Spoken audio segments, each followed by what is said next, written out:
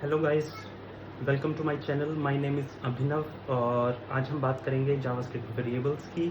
तो ये वीडियो काफ़ी यूज़फुल रहने वाला है उन लोगों के लिए जो अभी जावास्क्रिप्ट न्यू सीख रहे हैं या अभी सीखना चाहते हैं।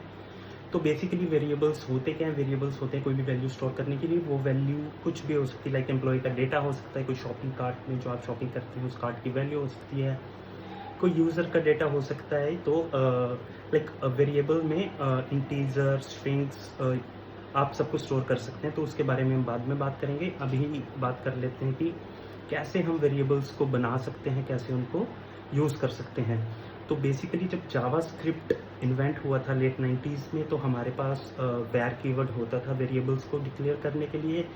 And that was traditional JavaScript जो हमें पता है अभी तक कि हमें वैर यूज़ करना है वेरिएबल्स के लिए।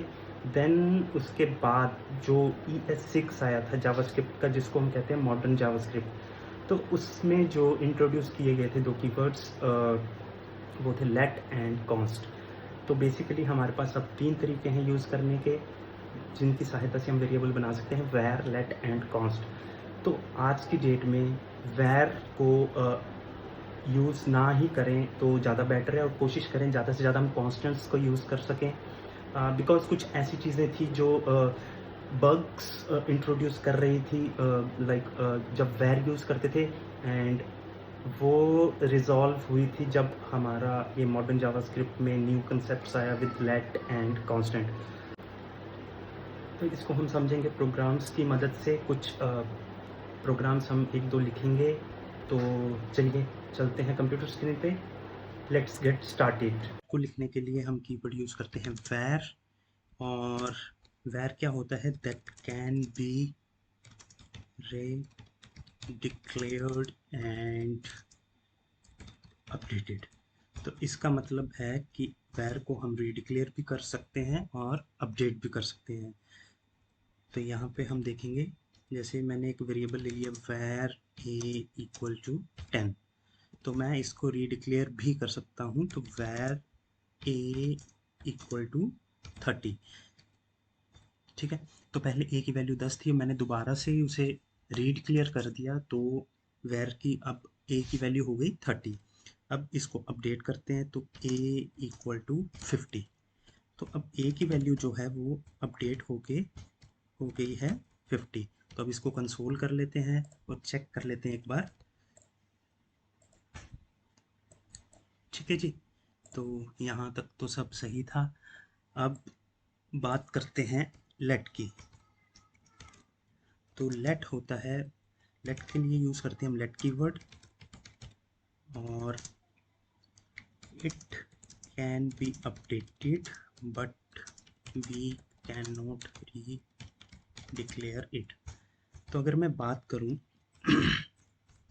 लेट की, लेट बी इक्वल टू 90, तो मैं बी को अपडेट तो कर सकता हूँ। तो यहाँ पे 100 तो हो जाएगा, बट अगर मैं बात करूँ रीडिक्लेयर करने की, लेट बी इक्वल टू कोई भी नंबर ले लेते हैं। यहाँ पे एक तो यहाँ पे एक आपको एरर देखने को मिल रहा होगा, कैन नॉट रीडिक्लेयर, नहीं कर सकते। एंड लास्ट में आता है कॉन्स्ट। कॉन्स्टेंट्स के लिए कॉन्स्ट कीवर्ड होता है कॉन्स्ट। सपोज मैंने एक वेरिएबल ले लिया, कोई भी ABC XYZ ले सकते हैं, इसको हम C इक्वल टू 100। तो मैंने ये बता दिया जावास्क्रिप्ट को, इसकी वैल्यू ड्यूरिंग द एग्जीक्यूशन 100 ही रहने वाली है। ना मैं इसको चेंज कर सकता हूँ, ना मैं कांस्टेंट को सेम नाम से दोबारा डिक्लेयर कर सकता हूँ। तो यहाँ पे आपको देखने को मिलेगा can not redeclare block scope variable C। ठीक है जी, तो ना ही अपडेट होगा। अच्छा, तो इसको एक बार रन करके देख लेते हैं कि यहाँ पे आपको क्या एरर देखने को मिल सकता है। तो जैसे रन करेंगे यहाँ पे एक एरर आ जाएगा, uncaught type error assignment to constant variable. ये देखो, तो आप इसको असाइन नहीं कर सकते दोबारा से, इस वेरिएबल इस कांस्टेंट को अपडेट नहीं कर सकते। तो ये एक मेजर डिफरेंस है वेर लेट कॉन्स्ट में। अब बात आती है कि कहाँ वेर यूज़ करें, कहाँ लेट यूज़ करें और कहाँ कॉन्स्ट यूज़ करें। तो देखो वेर जो था वो एक ट्रेडिशनल जेएस का पार्ट है, तो हम इसको अवॉइड करेंगे यूज़ करना। क्योंकि क्या था कि 1995 में जब जावास्क्रिप्ट इन्वेंट हुआ था तो एक ही तरीके से हम वेरिएबल्स बना सकते थे, वो था वेर। बट जैसे जैसे जावास्क्रिप्ट आगे इवॉल्व हुआ, जैसे जैसे एडवांसमेंट हुई, उसके बाद दो कीवर्ड्स और उसके साथ आ गए, लेट एंड कॉस्ट। तो हम लेट एंड कॉस्ट का ही इस्तेमाल करेंगे आज के बाद। अब देखते हैं कि जो वेर है वो कैसे बग इंट्रोड्यूस कर सकता है आपके सिस्टम में, जिसके चलते लेट एंड कॉन्स्ट हमें इंट्रोड्यूस किए थे जावास्क्रिप्ट में। ठीक है जी। तो अभी एक प्रोग्राम की मदद से उसको समझते हैं कैसे एक वैर आपके प्रोग्राम में बग क्रिएट कर सकता है। सपोज एक एम्प्लॉय है जिसका नाम है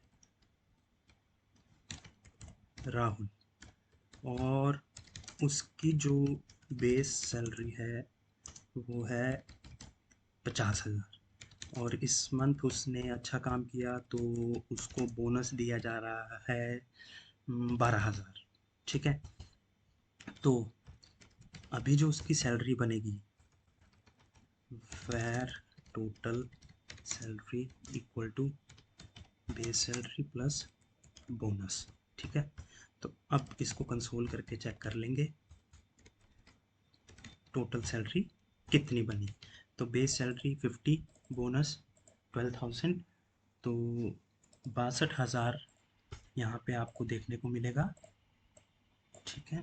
बट एक अगर आप छोटी सी गलती कर दें तो राहुल को बहुत बड़ा नुकसान हो जाएगा। जैसे मैं बात करूं, अगर मैं यहाँ पे वैर सपोज यहाँ पे कुछ और कोड लिखा हुआ है आपने ऐसे करके, और बहुत सारा कोड है, और यहाँ पे अगर मैं दोबारा से वैर गलती से भी, या सपोज ऐसे कर दिया मैंने बोनस इक्वल टू 8,000 या 6,000। ठीक है। तो अब बोनस जो है वो ओवरराइड हो गया, अब 12 की जगह बोनस रह गया 6, सैलरी होगी 56। तो 6,000 का नुकसान हो गया सिर्फ इस वैर के यूज़ करने से। अगर बोनस खाली लिख दिया तो बाय डिफ़ॉल्ट क्या हुआ, ये बोनस अपडेट हो गया। अगर मैं वैर लिख देता हूँ तो रीडिक्लेयर होके भी वो बोनस बन गया उसका 6,000। तो सपोज़ अगर मैंने यहाँ पे लेट यूज़ किया होता, लेट लेट लेट, तो यहाँ पे आपको जैसे ही नीचे आएंगे तो आपको एरर देखने को मिलेगा, कैन नॉट रीडिक्लेयर। तो आपको यहीं पे ही आपका बग पता लग जाएगा, जिसकी वजह से राहुल को नुकसान होने से बच जाएगा। तो होप ये सब आपको क्लियर हो चुका होगा। अगर स्टिल आपको कोई कन्फ्यूज़न है तो आप कमेंट सेक्शन में मुझे पूछ सकते हैं। तो बाकी नेक्स्ट वीडियो हम बात करेंगे स्कोप की। स्कोप्स क्या होते हैं, global scope, local scope, functional scope क्या होते हैं। तो या stay tuned for next video. Bye bye, have a nice day.